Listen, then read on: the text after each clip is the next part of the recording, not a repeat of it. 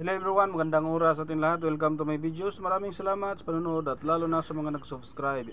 Thank you guys, at kung bago ka pa lang dito sa aking videos, huwag kalimutan mag-like, comment, share, and subscribe para updated ka sa aking mga bagong upload ng mga videos na mayroong mga gandang kasaysayan at halaga tungkol sa ating mga barya.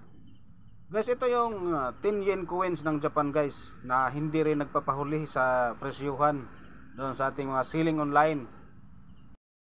Hindi ito nagpapahuli sa presyuhan guys dahil napakataas din ang kanyang presyo doon sa ating mga selling online.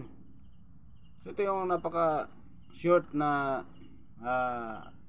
kwento nito guys sa ating 10 yen coins ng Japan guys, na mayroon itong taon na 1976 guys. So the 10 yen coins are bronze, another alloy of copper and zinc but with tin, and mix and weight of 4 grams, about 0.16 ounce ang bigat nito guys. One side has 10 denomination number and surrounded by the laurel and the year of production. So yun guys ang nakalagay na 10, tapos mayroon nakapaikot sa kanya na dahon ng laurel and the year of the production. The other side has the depiction of the Buddha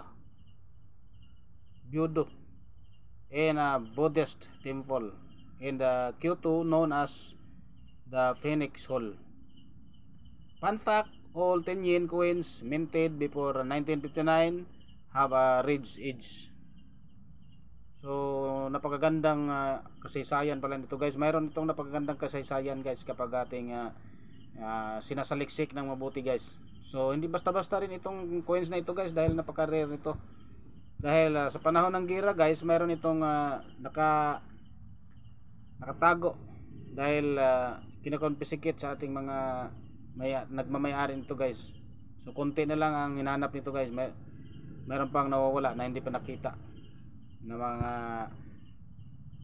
taon, siguro na 1945 or 43 pababa, 44, panahon ng gira. So yun yung mga antique coins guys ng coins ng Japan. Hinahanap din yun guys sa ating mga numismatist for collection. Katulad nito guys, napaka tagal na rin, 1976 ang kanyang year.